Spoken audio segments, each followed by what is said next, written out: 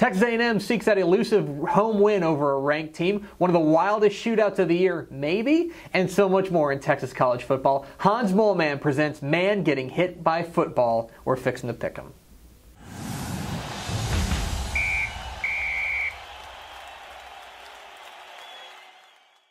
Welcome in to Fixin to Pick'em, your guide to the Texas college football weekend. My name is Greg Tepper of TexasFootball.com. Thank you for tuning in. We've got another big slate of Texas college football games across the Lone Star State, and we start at Kyle Field.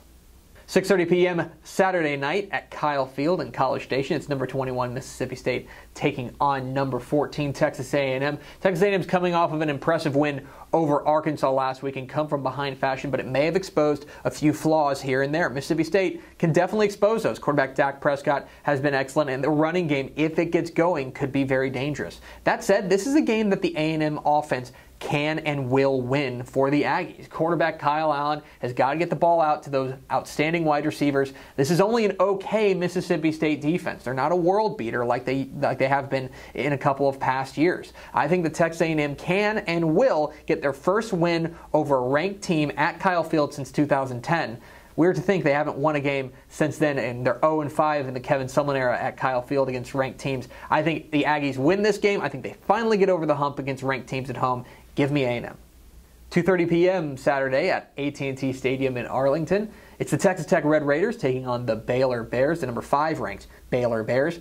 This is going to be exactly what everybody thinks it is. It's going to be a track meet. It's going to be wide open, up and down. Too many big-time playmakers out there, whether it's Pat Mahomes and Jakeem Grant and DeAndre Washington for Texas Tech, or whether it's Seth Russell and KD Cannon and Shock Linwood and all those other players, Corey Coleman for Baylor. There's going to be tons of playmakers out there, and honestly, not much defense. This will be the first time we're going to see Baylor tested in any real form or fashion, so that's going to be interesting. And I want to see if Baylor's actually taken any steps forward defensively. I'm not really sure they have, but we know that Tech's going to give up a lot of points. We're pretty sure Baylor's going to give up a lot of points. The fact that we're only pretty sure that Baylor's going to give up a lot of points gives the Bears the edge. Give me the Bears in a wild one.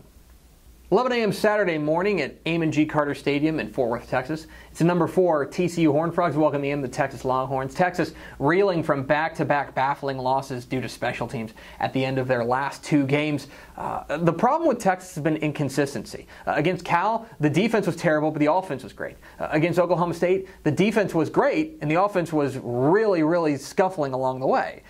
For TCU, yes, they're banged up. Their defense is very unhealthy right now. They're starting to get a little bit healthier, but that offense is still healthy and that offense is still humming. I think that right now, I don't trust the Texas defense to put it all together on back-to-back weeks, considering they've basically only done it once this year. I think TCU is the more complete team, and they're at home. Give me the Horned Frogs.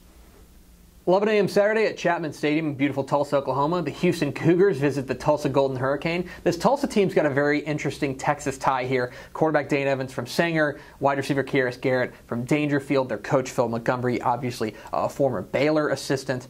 But the problem is that they don't play any defense. Their defense is really bad, and that's where Houston can really take advantage. Quarterback Greg Ward is really maturing. DeMarcus Ayers is turning into a big-time wide receiver. Beyond that, their defense continues to get big plays when they need them. That's the key for Houston here. Big plays defensively. I think they get them. Give me the Cougs.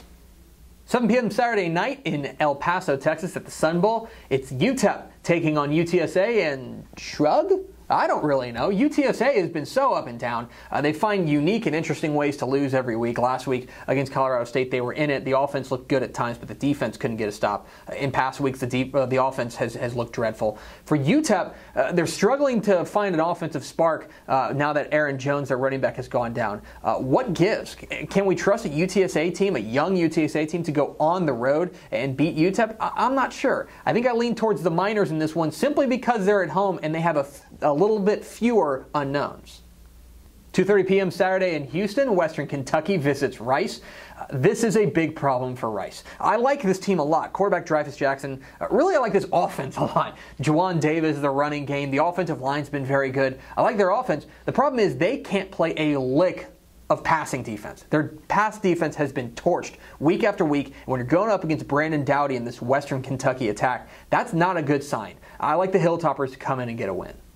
3 p.m. Saturday on the Hilltop, it's SMU welcoming in East Carolina. SMU reeling from a loss against James Madison, an FCS squad. And this is problematic with an East Carolina team that likes to throw the ball and quarterback Blake Kemp coming in. Can the SMU defense find stops?